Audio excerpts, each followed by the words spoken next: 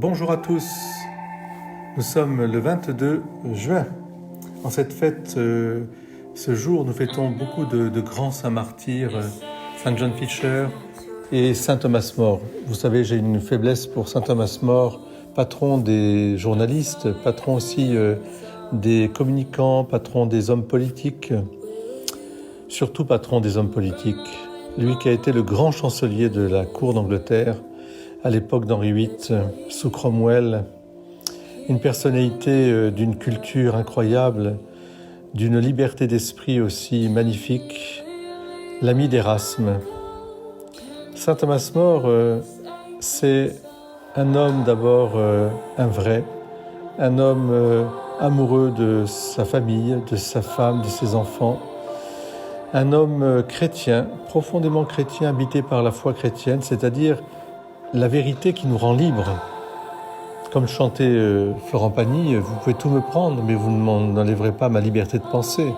Eh bien, c'est ce qui a toujours animé Saint Thomas More, sa conscience, une conscience droite, éclairée, profonde, une conscience qui le met au service de la nation, au service du roi qu'il servait avec honnêteté, au service de la ville, dont il a été aussi un gouverneur remarquable, et puis grand chancelier de la cour d'Angleterre, c'est-à-dire au fond on pourrait dire celui qui gère le bien commun de l'État anglais, grand chancelier.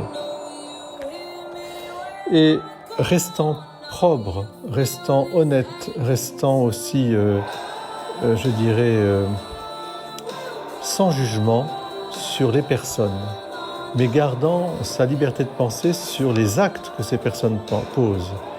Et à l'époque, vous savez que par amour inconsidéré et déréglé, le roi Henri VIII met en péril tout son État, sa foi, la foi catholique, et va plonger dans le protestantisme, dans ce qu'on appelle la High Church, l'église anglicane, dont il va devenir le chef incontesté pour pouvoir, au départ, je dirais, assouvir son désir de se marier, de se remarier et remarier.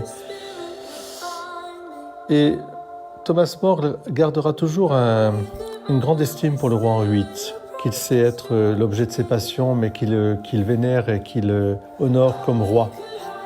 Et il ne veut pas s'en prendre à sa royauté, mais il veut, je dirais, garder son âme aussi de tous ces dangers. Et Thomas More donc acceptera d'être enfermé, jugé, condamné à mort. Et c'est à ce moment-là qu'il dira, écoutez, je n'ai jamais voulu prendre parti, mais maintenant que je sais que vous m'avez condamné à mort injustement, rappelant le procès inique du Christ, eh bien je veux vous dire, ma conscience me fait refuser d'adhérer à ce qui est simplement un détournement de la foi chrétienne. Je ne peux pas considérer que le roi soit le chef de l'Église. Après les questions de cœur et les questions d'amour, eh bien, il ne m'appartient pas de juger, mais puisque nous avons la foi catholique, nous devons la garder aussi. Il n'appartient pas à l'homme de séparer ce que Dieu a uni. Et Thomas More sera exécuté à la grande tristesse d'ailleurs d'Henri VIII, qui se reprochera toujours d'avoir accepté qu'on coupe la tête à ce fidèle serviteur de l'État. La suite, nous la connaissons. Thomas More sera élevé au rang de saint. Il a une postérité incroyable et des écrits magnifiques.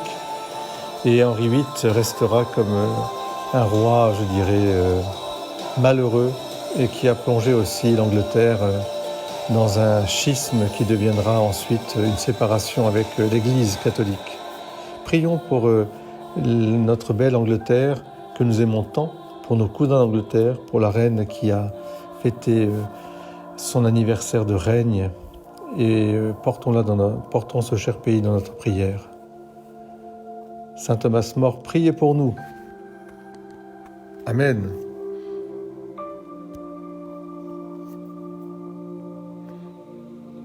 Call on your name, El Limbeer.